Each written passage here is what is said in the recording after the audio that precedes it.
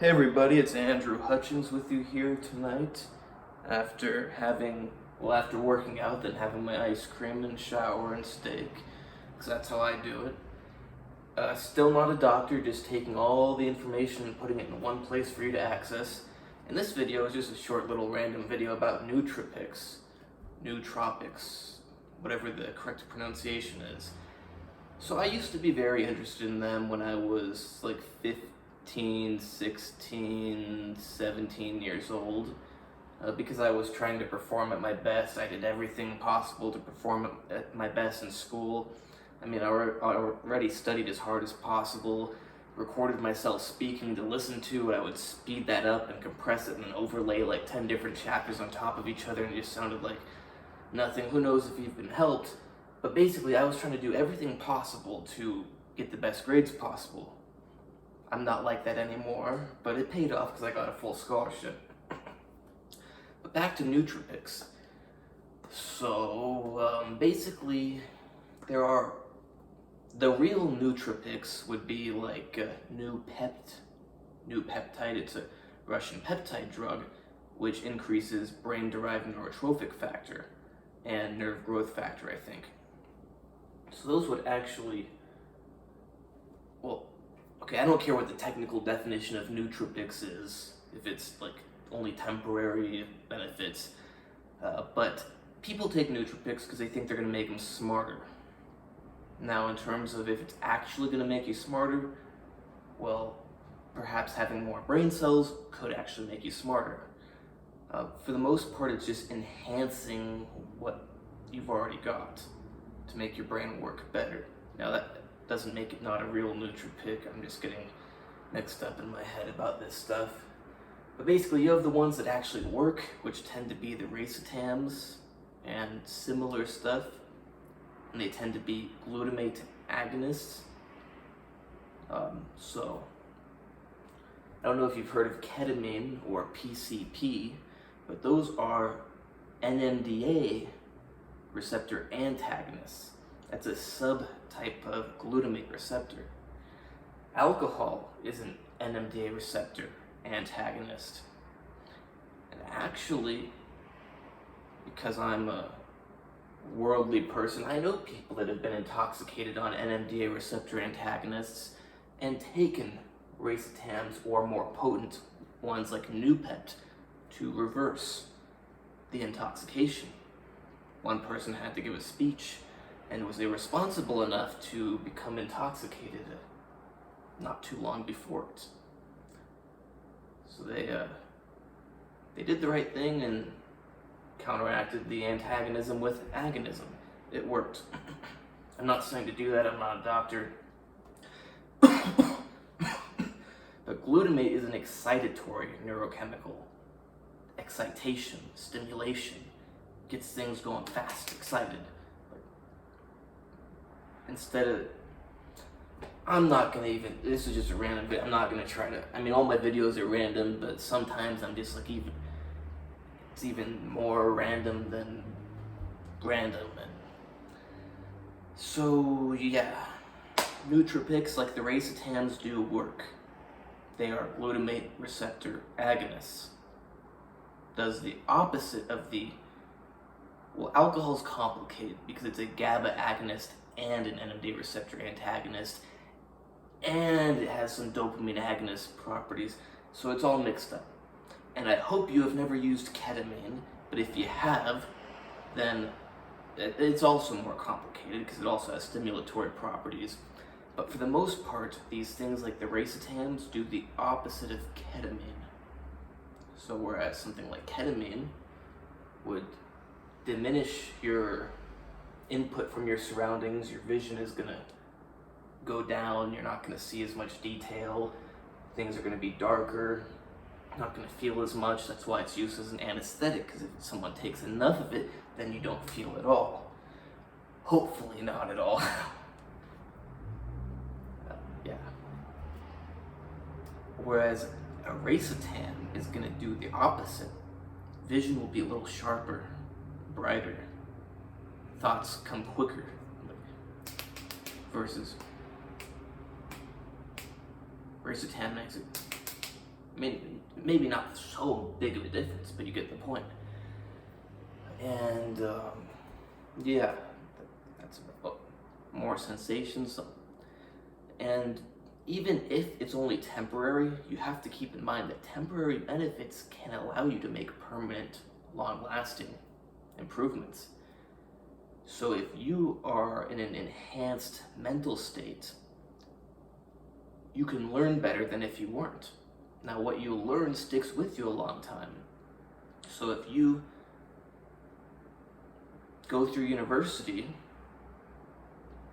drunk, putting in the same amount of effort as your alternate self in an alternate universe, but it's exactly the same, who goes through university on racetams, the one on racetams is going to remember more, and is going to be sharper, learning better, understanding more probably, being able to apply that understanding and really just learning it better and keeping that. Because once you learn stuff and you do stuff, you get the practice doing it, and you don't just forget that the next day unless you're one of these memorizer kids or whatever you want to call them. Like, it really pisses me off how people go to university or school or wherever they're going to, and they just are good test passers. Whether it's because they memorize or because they cheat, all they can do is pass tests. They're not smart, they don't know the material, they can only recite passages from the books. If the teacher asks a question and you're supposed to answer in class, all they can do is respond with some ridiculously generic book exact word for word type thing, and it's like, well, what do you act? Okay, I'm a little out of it today. So, yeah, but yeah, those people are just not that smart. But so back to the example, like the person who goes through on the racetams versus the drunk person, that's just an extreme example. You could do baseline person versus racetam person. Racetam person is still going to retain more information. They're going to be sharper doing it, which is going to allow them to learn at a higher level and then keep that higher level throughout their life. It's always possible that the drunk person can also do well, but that drunk person, if they can do well drunk, they could probably do even better not drunk, or even better enhanced. So let's go to the non-racetam, non-Noopept, non-that kind of glutamate agonist type nootropic. Because there's a lot of nootropics, especially nowadays, and everybody's selling nootropics. Oh, take this, makes your brain work. Most of them are garbage. They're just caffeine, or they're a bunch of herbs in little tiny amounts, or maybe they're even in bigger amounts. But like, when's the last time you ate sushi and because you had the ginger, you, oh my god, I'm Einstein now? No, maybe ginger helps your brain a little tiny bit, but it's not enough to really make any difference. Now maybe I'm wrong. Maybe I really ought to buy a bunch of ginger, blend it up, make a tea out of it, boil it down, concentrate it, and maybe even extract it after that and give it a try. But in any reasonable amount, and probably even at that amount, it's not going to really enhance your brain and mental functionings that much. That's just a random example because someone posted in a Facebook group about Nootropics, and I looked at the ones that people posted, and this one Nootropic, oh, it's so great, blah, blah, blah, great reviews. It was caffeine, ginger, and L-theanine. L-theanine, by the way, is just an amino acid. If you eat food, you get L-theanine, unless you're some weird vegetarian. I mean, I don't know about protein powder. I got this vegan one just because I don't like artificial sweeteners, but actually it's garbage. It doesn't dissolve, it like gets clogged up, it feels cloggy inside you. Never getting it again. Now this vegan protein powder does not have L-theanine. I don't know if whey protein powder tends to have it, but if you eat food, you're probably going to get it. And probably a lot of protein powders have it. L-theanine is going to make you a little more relaxed. So maybe if you're a little too anxious to focus, it could help a little bit. Oh, the really funny Nootropic is, what is it? I know what it is, I just can't remember the name off the top of my head. It's a GABAergic. It's Phenibut. Like, who in their right mind could think that I don't remember exactly how it works. I haven't looked into it in a long time. But long story short, it has GABAergic let's call it positive activity. I don't remember if it's an actual agonist. I think it is, but I don't want to say it is, and it turns out it's not. I could always Google it after this video. But basically, it's GABAergic and not an antagonist. Maybe that would help you, but it's not an antagonist. So GABA is a depressing neurotransmitter, kind of like the opposite of glutamate. So, the goal is to get things going quickly, sharp, fast energy. Not that there's sharp and fast and energy are two different things, but yeah. So Phenibut is moronic to take as a nootropic unless you are like having a heart attack and that's why you can't focus, in which case go to a doctor. But yeah, if you need to really, really, really seriously calm down, maybe it could be a good idea. Otherwise, no, it's stupid. These other nootropics, they have things like vincopentine. I can't remember, I haven't looked into it in a long time. Like I said, the only reason I thought about nootropics is some Facebook post. And yeah, these herbs and things like huperzine, and yeah, they probably work a little tiny bit at a large dose. Or maybe they even work halfway decent at a large dose. But especially at a dose you're going to get in the product, it's most likely going to be negligible. And it's like, even if it's not negligible, why spend your money on some micro little benefit if you could just spend it on something better? And that brings us back to, I want nootropic supplements. Well, the difference between a supplement and a drug is simply that a supplement is a plant that has drugs in it, and you're concentrating down the plant to concentrate the drugs, whereas a drug is just completely purified drug from that plant or modified version of that. So it's really a matter of semantics to go, I'm taking supplements, or I'm taking drugs. Drugs, supplements, same thing, different dosage. Now, of course, like I said, supplement should imply that it's completely natural.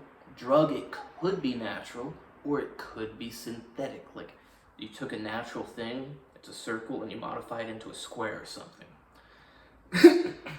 Maybe make it a little stronger, maybe make it shorter acting, who knows what you do. But you change it to make it have more desirable properties. So get over this, I only take supplement stuff, because supplements are drugs. Well, supplements have drugs in them. If they didn't, they wouldn't work. Eating tree bark, well, actually, some tree bark has drugs in it, so let's not use that. Eating a 2x4, which you're not going to digest, maybe you call that a supplement. And yeah, it has no drugs in it, but no one's going to call a 2x4 a supplement. Anything that's a supplement is a supplement because it has drugs in it. Maybe it's a vitamin supplement. Yeah, but we're not talking about vitamins. And yes, I highly support you taking vitamins, because if you're deficient in something, well, you should not be deficient in it. And if you want optimal bodily functioning, like mental functioning, you should be at optimal levels of all your vitamins. Not healthy range, not low, optimal.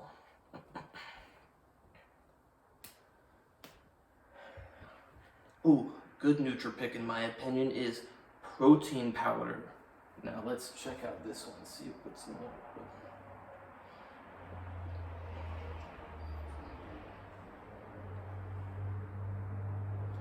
it. It's got enough tyrosine and tryptophan and phenylalanine. So yeah, even this vegan junk protein powder, which not complete junk because it doesn't have artificial sweeteners, so I'd rather have this than the stuff with artificial sweeteners, even though I don't like this stuff.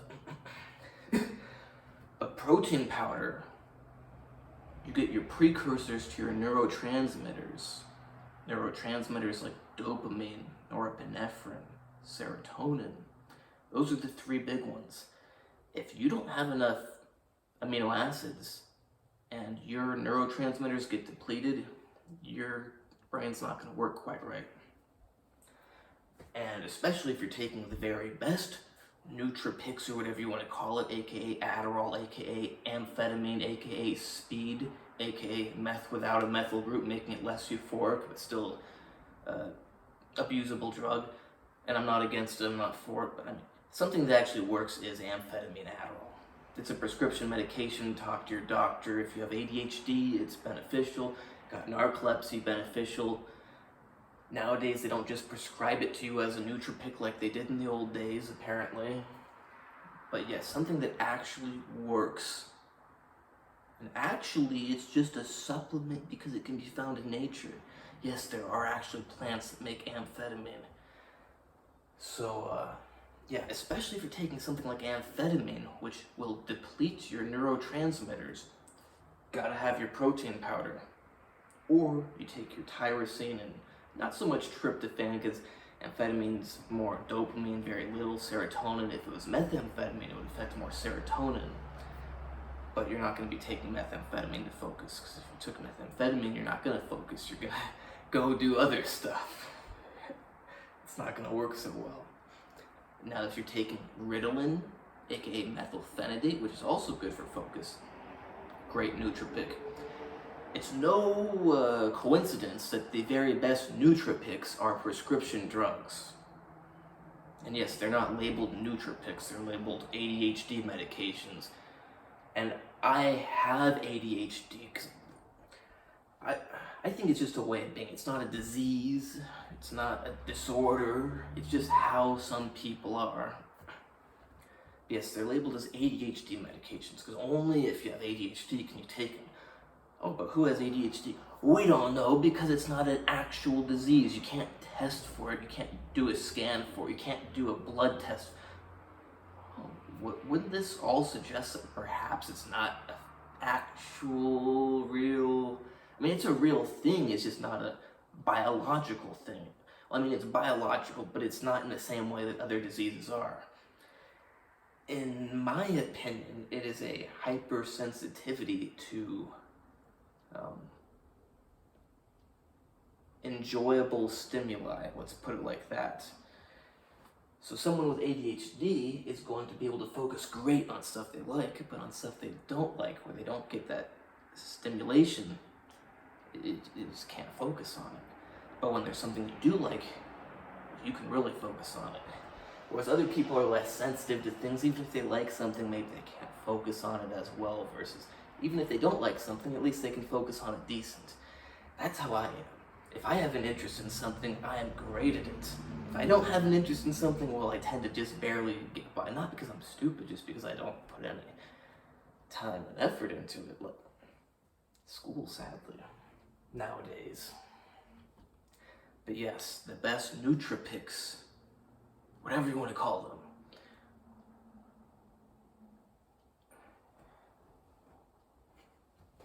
are anti-ADHD medications.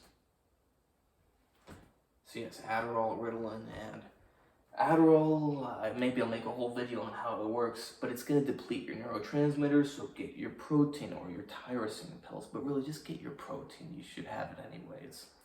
Eat food, you need food. Drink water, because if you're dehydrated, you also can't function as well as you should. Take your antioxidants, because it causes oxidative damage, and doctors go, oh, Adderall's a medication, it's not bad for you.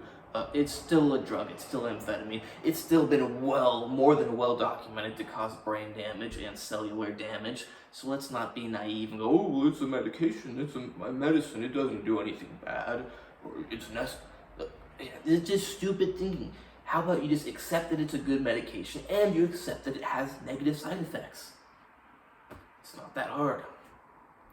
Methylphenidate, Ritalin, on the other hand, does not work in a way that depletes your neurotransmitters. So it's kind of a good thing, but it also just works differently, so it's not for everyone as much as Adderall would be. I mean, different people respond differently to each one. It's not going to be as strong overall. It's going to be more of an... You could actually think of it as like increasing ADHD, but when you increase it enough, then you get even enough stimulus from stuff that you don't like that you could focus on it. But then again, that's just my definition of ADHD, which is the correct one, by the way, but of course it's not the accepted one. So yeah, methylphenidate, don't worry, I mean, you should still get proper nutrition, but it's not going to deplete you. Other things could be any sort of dopamine agonist, norepinephrine agonist, but some norepinephrine agonists, I mean, those are weird drugs, like probably just disregard them, especially those serotonin norepinephrine agonists. Just avoid them. But I'm not a doctor, I'm not giving any advice. Other dopamine reuptake dopamine norepinephrine reuptake inhibitors, or even dopamine norepinephrine serotonin reuptake inhibitors are good, but at least in the US, the main prescribed one is methylphenidate, or dextromethylphenidate, which is Focalin. Concerta is just methylphenidate.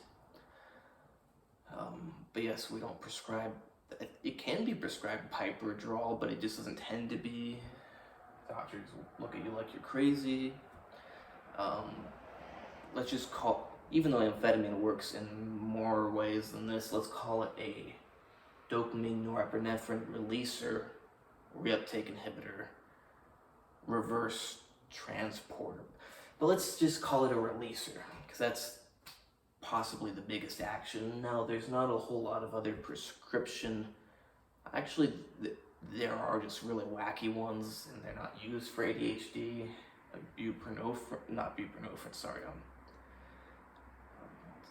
I know the molecule. I mean, not exactly off the top of my head, but it's like amphetamine, but with 2 butyl groups, I think. Wellbutrin, I think is what they call it. I can't remember the chemical name. And it has a ketone, so it's not really like amphetamine. But that's a wacky one. For the most part, the prescription dopamine releaser type things is going to be amphetamine. Now, you could even get methamphetamine prescribed, but it's not going to work as well for focus. And most doctors are not going to prescribe it. So let's go on to other nootropics. Caffeine works. You probably know all about caffeine. Most people have tried it. Drink coffee, energy drinks, whatever. Now, if you're going to use it for nootropic purposes, probably avoid high sugar energy drinks. Just my thought, I don't want sugar going up and down when I'm trying to focus. Sugar is good for mental energy, but you want steady sugar, not. Overall health is a good nootropic. Exercise, water. But I mean, that's really it. So you've got your glutamate receptor agonists, like your racetams and your Noopeps, and you've got your classic stimulants, I'll call them, your amphetamine and your methylphenidate. Unless I can think of something at some other time, because it's just off the top of my head. Oh, and you've got caffeine. So you've got your glutamate receptor agonists, your classic stimulants, and you got caffeine. Those are the 3 proven to work, very effective, no one can argue otherwise ones. Everything else, unless someone brings something to my attention that I forgot about or didn't know about, is going to be like doing this much when you could be doing this much. And it's like, why spend your money and time and who knows what health consequences on doing this much? Oh, you can't even see it from there probably because it's so little. But why would you want to do this much when you could do like that much? I wouldn't. That's just me, not a doctor.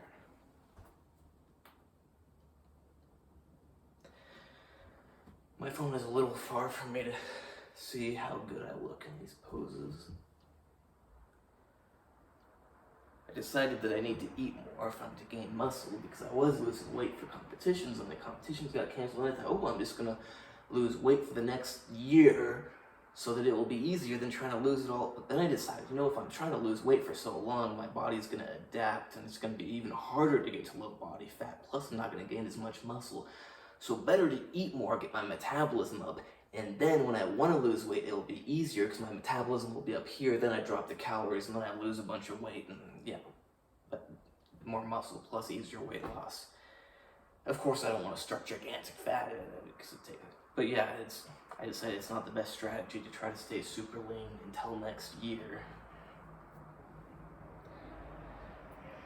So yeah, that's it. Just don't waste your money. Most of these products just have caffeine in them or some worthless junk.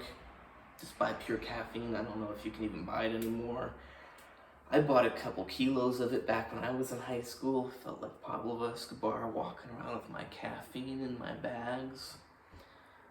Yeah, not the best stuff. And don't snort it like some idiots like to snort it.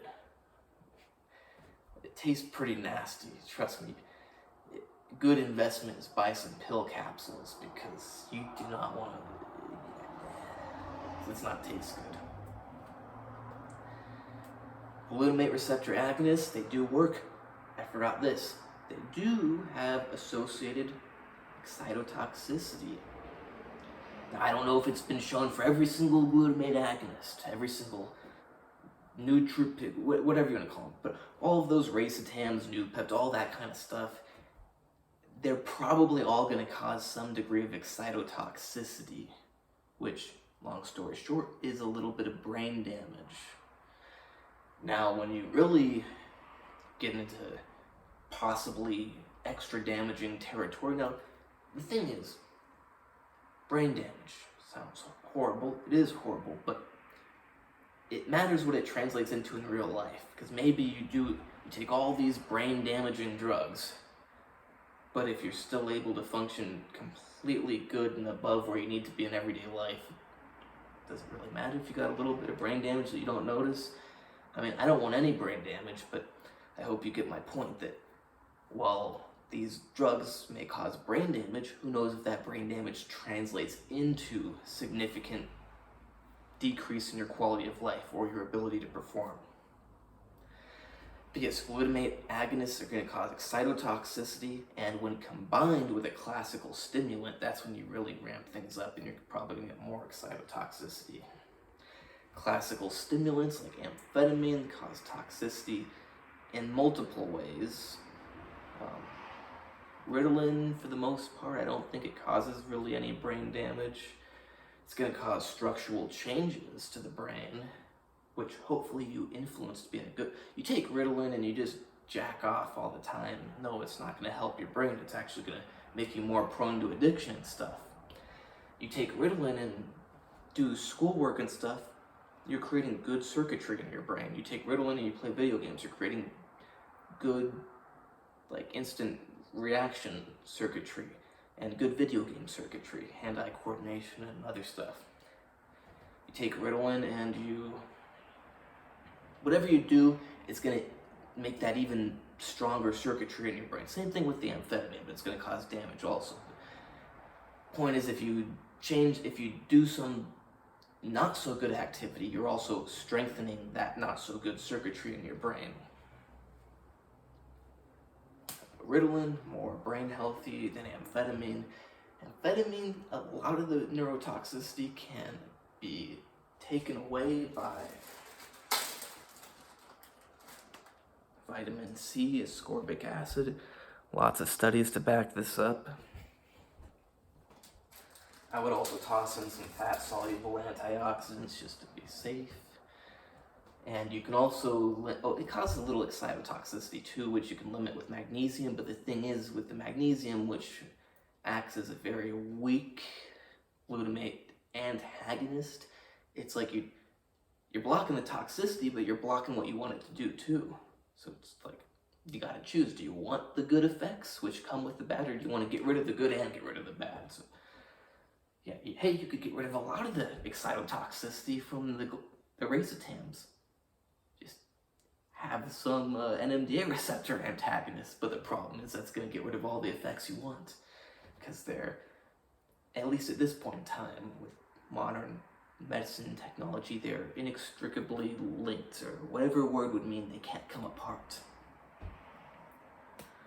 I think that wraps it up. Caffeine, no real brain damage that I know of. A little bit of DNA damage. Order of health, probably it's going to be hard to say between caffeine and Ritalin. Probably still put caffeine up here in terms of health, Ritalin here, amphetamine down here. Oh, and the glutamate receptor agonists, like racetams, who knows, somewhere. We don't know exactly, but I'd probably put them lower than, above it. So caffeine healthiest, then the methylphenidate, then racetam type stuff, then amphetamine, and the other garbage that you shouldn't take in the first place. Who knows? Maybe it's even doing more harm than good for you.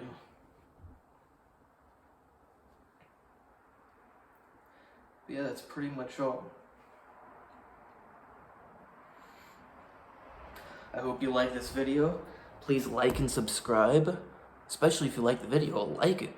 Like, why not click like if you liked it, and subscribe so you can get more good information, and comment because it helps the algorithm, and I want to make some money from this. I'm not gonna lie, I want to make money from this. But also, if I'm the more financially independent, the better stuff I can bring you. I can always bring you stuff, but someday it'd be nice if I'm doing my scientific or medical research, and I'm also having plenty of time to make videos about it. But who doesn't like money? It doesn't cost you any money to click like, subscribe, and comment. So why don't you help me out by doing that? And rather than some random person who made some lackluster video getting the little bit of money, or maybe I get no money. Maybe they're getting a lot of money. But yeah, so please like, subscribe, comment. Check out my Instagram, natural_true_fitness. And soon, my website, where you can hire me for coaching, supplement advice, diet advice, training advice, whatever kind of advice. You can buy my book on tendinitis, which I need to finish up and publish. And I'm going to be starting a service where if you're not sure about a supplement, I know maybe you'd think, well, first let me tell you what the service is. So you get your supplement. Let's say this is not protein powder, which you don't know all about. And you go, this is supposed to make me super smart. Say it's a Nootropic. X, Y, Z, A, B, C, G, Y, Q, blah, blah, blah. Oh, it seems like, but I don't really know what any of them are. You Google them. Oh, yeah, but you don't understand what you see on Google. You're not a trained scientist. Not that you need to be a trained scientist. I don't believe in stupid university and degrees and stuff. I believe in being self-taught, because if you actually have an interest, you'll end up very well self-taught. Problem is we need to push people to learn. But yeah, someone knowledgeable like me who also has an official education in it. But really, I learned way more on my own than in university. What you can do is pay me. I check out the product, I look at the stuff, and I get back to you and I give you how it really mattered, in various levels of detail. Maybe I'll tell you what it does pharmacologically, tell you how that translates into real life, and tell you if it's a significant dosage for that. Or perhaps I'll say the dosage is unknown, blah, blah. But basically, you don't know what to think about a supplement, so you send it to me and I tell you. And I'm not giving medical advice or nutrition advice or anything. What I do is I take all the knowledge of the whole world, which is on the internet and in my brain, and my brain is part of the whole knowledge of the world, and I put it all in one place for you in an easy to understand manner. Sounds good. I think it's a good idea. The problem is a lot of people, well, I'll just try the supplement first. And it's well, yeah, you could try it, but you could also get placebo effect. And then a lot of these things, maybe you don't really notice the stuff, but it is still helping you. I think most people prefer supplements that they actually feel, but a lot of supplements you don't feel. So it's especially ones that you're not gonna feel, how would you even know if you tried it? If you don't feel anything, you don't, and you can do this with other health supplements like your multivitamin, whatever. I'm just gonna have to figure out a good price to charge, and yeah, that will be one of my services. I think that's all. Like, subscribe, comment, check out my Instagram, and when my website comes, check out my website.